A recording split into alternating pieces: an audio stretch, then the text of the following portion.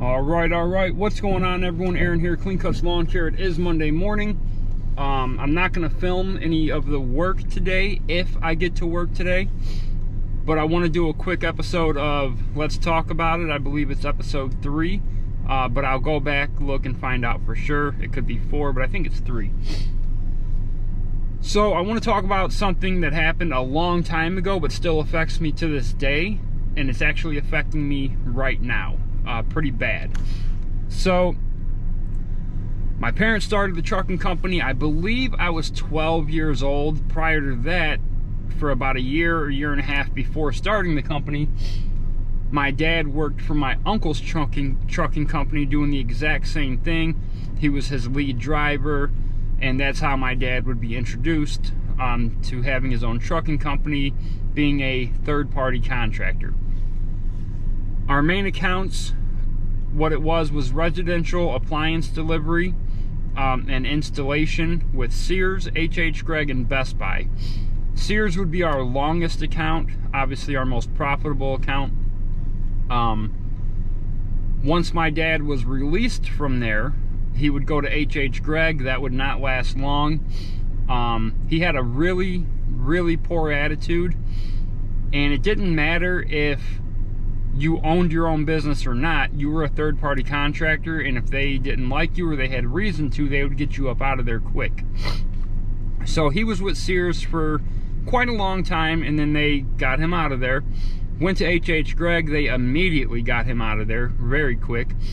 And then there would be a span of about a year or 2 years where he worked for another trucking company, and then my mother would take the company, go back to Sears and Best Buy and a couple dock-to-dock companies.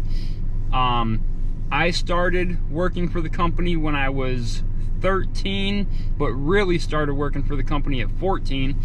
And I really enjoyed it. It was a hard job, very physically demanding, a very fast-paced job, because you weren't done until you were done. If you left, like we averaged in between 19 to 23 home deliveries a day. You were unboxing the new appliances, unhooking the old ones, removing the old ones, taking in the new ones, installing and testing the new ones, leveling them, and then hauling away the old ones on most occasions. For the most part, during like the first 4 years, we got to keep and or sell those old appliances. And even as a helper at 14 years old, there were weeks where I was making $1,000 a week in strictly old appliances, because we sold them to used appliance shops for $30 a piece, as long as they were what they wanted. And usually we would have 10, 15, sometimes even 20 appliances that they wanted per day. Very, very lucrative. But after about 4 years, they put a stop to that. They got a contract with a company who would pay them for bulk and haul away. So then we had to find different ways to sell those appliances while bringing back the exact amount that they wanted. It was weird.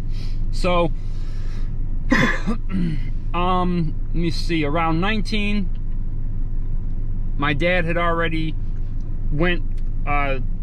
left Sears. Well, they made him leave Sears to H.H. Gregg. Then he went to dock to dock. Shortly after that, there wasn't enough money in where he was dock to dock. My mother would take over the company or start a new company, go back to Sears, and he was allowed to go back under her. And about a year later, I would end up, because I was working, I would end up running my own truck. The problem was, I was able to get on my parents' insurance as a driver, but the companies wanted you to be 21, even though I was able to get insured. These were 26-foot box trucks. You did not have to have a CDL.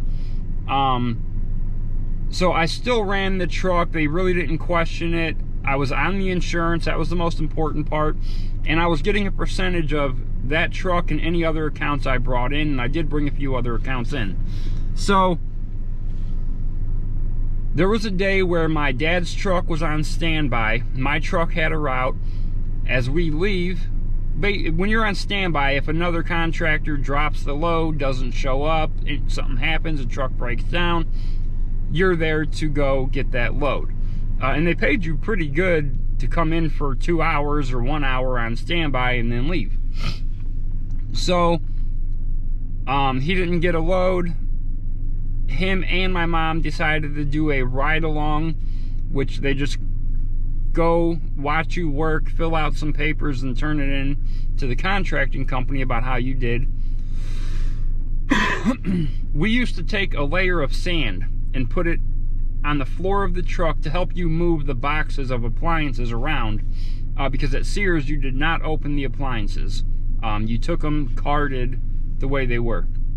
Once I started running my own truck, I did not use the sand. There was a couple close calls I had with slipping, and so I didn't want to use it. On this particular day, my helper, who used to be my dad's helper, and he was running the back of the truck at the time, decided that he was going to go ahead and put sand down.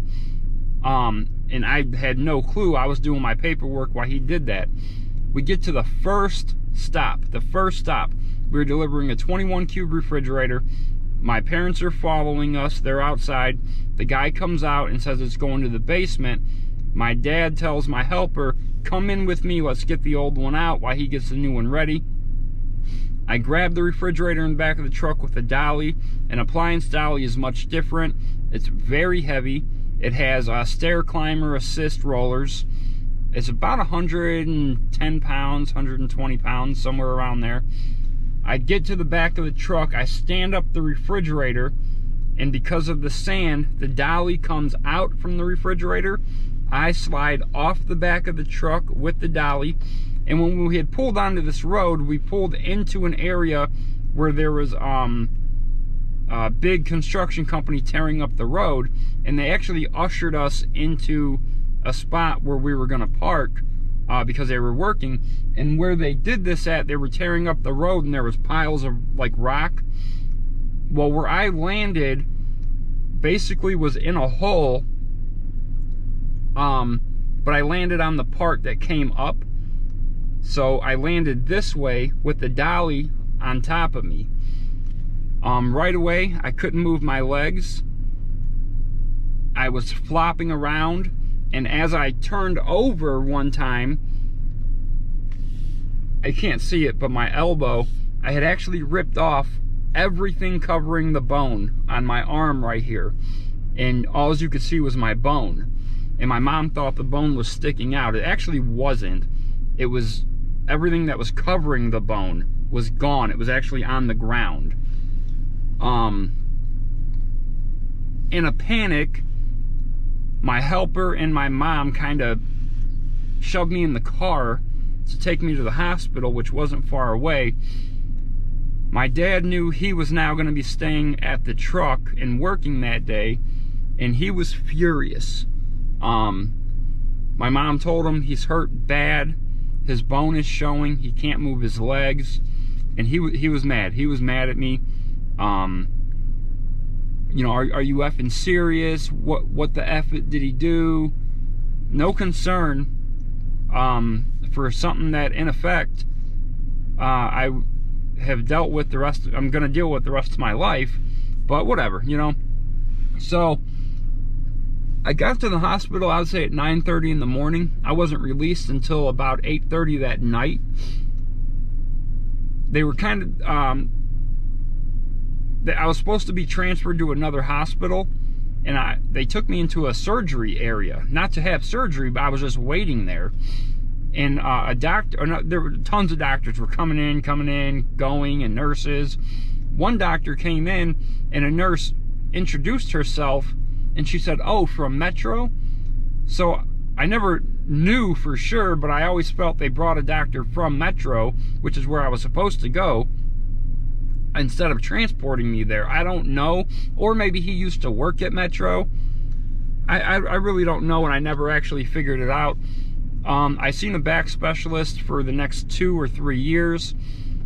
Basically what happened was I had multiple broken vertebrae, ruptured disc, nerve damage, It was bad. It was very, very bad. And this is what triggered my 13-year-long addiction to opiates, which went from 2005 to 2018.